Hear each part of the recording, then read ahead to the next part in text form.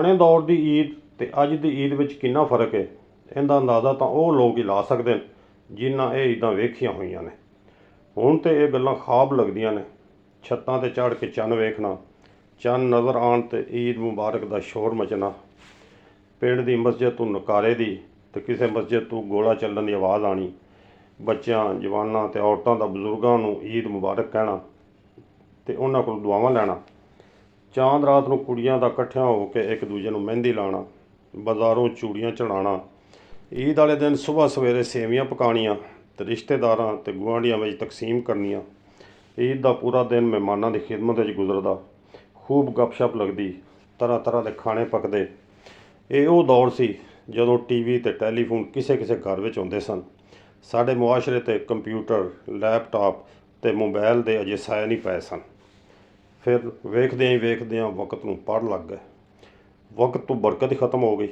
ਸਾਡਾ ਮੁਆਸ਼ਰਾ ਇੱਕ ਨਵੀਂ ਦੁਨੀਆ ਵਿੱਚ ਢਲ ਗਿਆ, ਜਿੱਥੇ ਕਿਸੇ ਕੋਲ ਟਾਈਮ ਹੀ ਨਹੀਂ। ਪੁਰਾਣੀਆਂ ਸਕਾਫਤੀ ਰੀਤਾਂ ਮਾਜ਼ੀ ਦੀਆਂ ਕਹਾਣੀਆਂ ਬਣ ਗਈਆਂ। ਖ਼ਾਸ ਤੌਰ 'ਤੇ ਈਦਾਂ ਉੱਤੇ ਜਦੀਦ ਦੌਰ ਦੀਆਂ ਚੀਜ਼ਾਂ ਨੇ ਕਬਜ਼ਾ ਕਰ ਲਿਆ। ਅੱਜ ਸਮੋਗ ਦੀ ਵਜ੍ਹਾ ਤੋਂ ਆਪਣੀਆਂ ਅੱਖਾਂ ਨਾਲ ਚੰਨ ਵੇਖਣ ਦੇ ਇਮਕਾਨ ਤਾਂ ਖਤਮ ਹੋ ਗਏ। ਟੀਵੀ 'ਤੇ ਚੰਨ ਨਜ਼ਰ ਆਉਣ ਦੀ ਖਬਰ ਨਸ਼ਰ ਹੁੰਦਿਆਂ ਸਾਰ ਹੀ ਘਰ ਦੇ ਹਰ ਬੰਦੇ ਦੇ ਮੋਬਾਈਲ ਦੀਆਂ ਰਿੰਗ ਟੋਨਾਂ ਵੱਜਣੀਆਂ ਸ਼ੁਰੂ ਹੋ ਜਾਂਦੀਆਂ ਨੇ। ਹਰ ਬੰਦਾ ਸੋਸ਼ਲ ਮੀਡੀਆ ਦੇ ਚੱਕਰ ਵਿੱਚ ਗ੍ਰਿਫਤਾਰ ਹੈ। ਸ਼ਾਮ ਤੱਕ ਮੋਬਾਈਲ ਦੀਆਂ ਬੈਟਰੀਆਂ ਦਵਾਈਆਂ ਦੇਣ ਲੱਗ ਪੈਂਦੀਆਂ ਨੇ ਤਾਂ ਚਾਰਜਿੰਗ 'ਤੇ ਲਾ ਕੇ ਸੌਂ ਜਾਂਦੇ ਨੇ। ਇਹ ਸਿਲਸਿਲਾ ਟਰੂ ਮਰੂ 'ਤੇ ਵੀ ਜਾਰੀ ਰਹਿੰਦਾ ਹੈ। ਬੱਚੇ ਵੀਡੀਓ ਗੇਮਾਂ ਵਿੱਚ ਮਸਰੂਫ ਹੁੰਦੇ ਨੇ ਅਤੇ ਵੱਡੇ ਵਟਸਐਪ 'ਤੇ ਈਦ ਮੁਬਾਰਕ ਦਾ ਜਵਾਬ ਦੇਣ ਵਿੱਚ ਲੱਗੇ ਰਹਿੰਦੇ ਨੇ। ਰੰਗ ਬਰੰਗੇ ਕੱਪੜਿਆਂ ਵਿੱਚ ਬੱਚਿਆਂ ਦੀਆਂ ਮੋਬਾਈਲ ਤਸਵੀਰਾਂ ਬਣਾਉਣ ਦਾ ਸਿਲਸਿਲਾ ਵੀ ਜਾਰੀ ਰਹਿੰਦਾ ਹੈ। ਮੋਬਾਈਲ ਤੋਂ ਇੱਕ ਲਮਹੇ ਦੀ ਜੁਦਾਈ ਬਰਦਾਸ਼ਤ ਨਹੀਂ ਹੁੰਦੀ। ਕਿਸੇ ਦਾ ਮੋਬਾਈਲ ਖ਼ਰਾਬ ਹੋ ਜਾਵੇ ਜਾਂ ਗੁੰਮ ਹੋ ਜਾਵੇ ਤਾਂ ਉਸ ਬੰਦੇ ਦੀ ਹਾਲਤ ਬਿਨ ਪਾਣੀ ਮੱਛਲੀ ਦੀ ਤਰ੍ਹਾਂ ਹੋ ਜਾਂਦੀ ਹੈ। ਈਦ ਦੀਆਂ ਰੌਣਕਾਂ ਨੂੰ ਮੋਬਾਈਲ ਖਾ ਗਿਆ। ਸਾਡੇ ਮੇਲ ਮਿਲਾਪ ਅਤੇ ਗੱਪਸ਼ਪ ਦੇ ਕੀਮਤੀ ਲਮਹੇ ਇਹਦੀ ਨਜ਼ਰ ਹੋ ਗਏ ਨੇ। ਮੋਬਾਈਲ ਨੇ ਲੋਕਾਂ ਦੇ ਦਰਮਿਆਨ ਫਾਸਲੇ ਪੈਦਾ ਕਰ ਦਿੱਤੇ ਨੇ। ਹਰ ਬੰਦਾ ਆਪਣੇ ਮੋਬਾਈਲ ਦੇ ਨਾਲ ਆਪਣੀ ਜ਼ਾਤ ਦੇ ਖੋਲ ਵਿੱਚ ਬੰਦ ਹੋ ਗਿਆ ਹੈ।